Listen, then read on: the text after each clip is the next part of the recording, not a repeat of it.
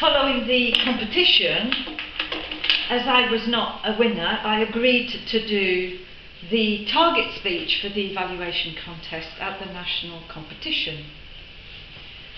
And so I thought this would be a good opportunity to practice said speech, which was my A3, which is humour. And last week I was told, oh no, there's been a mistake, somebody else is doing the target speech. So I don't have to do the speech, but I thought I will do it for you anyhow, as this was agreed. Do you want to explain what a target speech is? So for the evaluation competition, the target speech is a speech, again, that has to be within 6 to 8 minutes and meant to be at a level near A5, and the focus isn't on being perfect in what you're doing, because it's what the evaluators are having to assess. So they will then, you will hear 4 or 5 evaluations of your speech, and the judges are then deciding which person gave the best evaluation of the speech, not the speech that you're giving. So this was going to be my speech, but now I'm not going to be the target speech. I'm going to be judge for the evaluations competition. So that's going to be my next learning curve, and Jan is kindly going to be doing the recordings. Press button. Yeah. So, What could possibly go wrong? except everything. Yeah. Chair, fellow speakers and guests. I hope you will agree with me. We're all joined the Speakers Club to help us get better at public speaking. And that means making progress. According to my husband, though, I'm got a problem with progress. He thinks I'm a bit of a dinosaur, not because I bite people's heads off when I get angry, but because I would rather use hammer, chisel and stone to communicate. According to him, it's only down to him that I'm on Windows 7. Otherwise, I would still be using my first computer, an Amstrad. We were sold on the idea that computers would make our lives better, yet I see no evidence of that. Despite this, I am all for progress. Really. And for that, I read real books. And in one such book, Sarah Archer mentions that comedy is tragedy plus time. So having taken the time to reflect on the tragedy of progress, let's find out if you find it funny. The dictionary defines progress as a movement to an improved or developed state.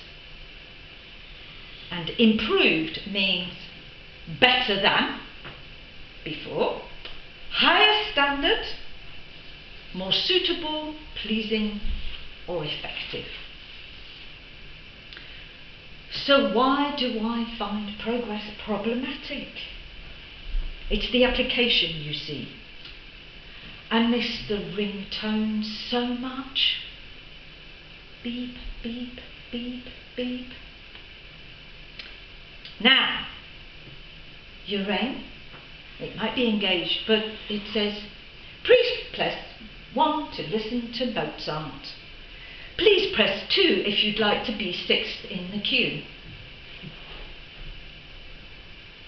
Thank you for your patience.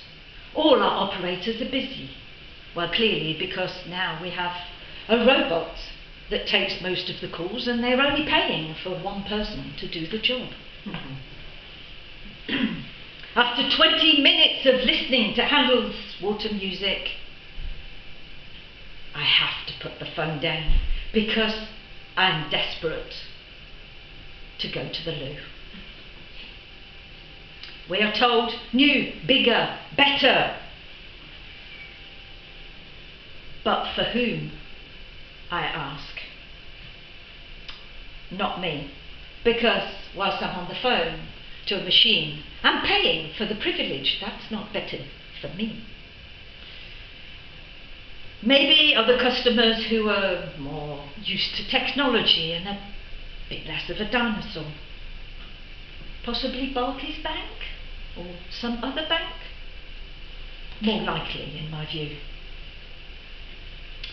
We have all heard the need for progress in helping the environment, and I'm all for that, by car sharing.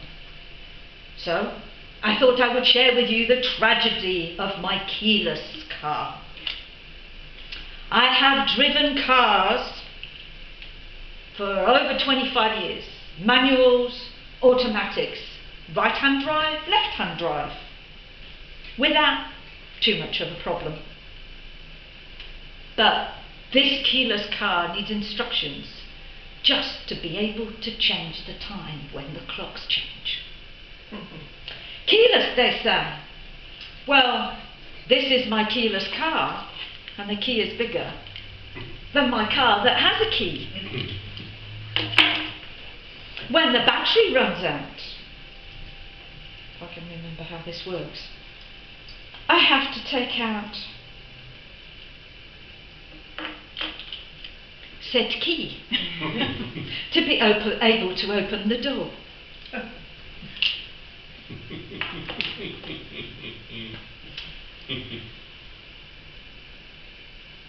To help the environment, it has an economy mode. That's great. Have you ever parked a bit too close to a bollard in the supermarket and you come and you need to open the boot? And okay, you sit back in the car, maybe you pull the handbrake down, your car rolls forward a little bit, you put the handbrake back on, you get out, you open your boot, no problem. Except a keyless car is also a handbrakeless car. So, I have to turn the engine on to be able to roll the car forward. Progress? So, because it's keyless, there's no keyhole to put the key. So, what do you do with the key? I stick it in my back pocket. And then I sit down in my car and I start driving. But after an hour, this keyless car is giving me sciatic pain.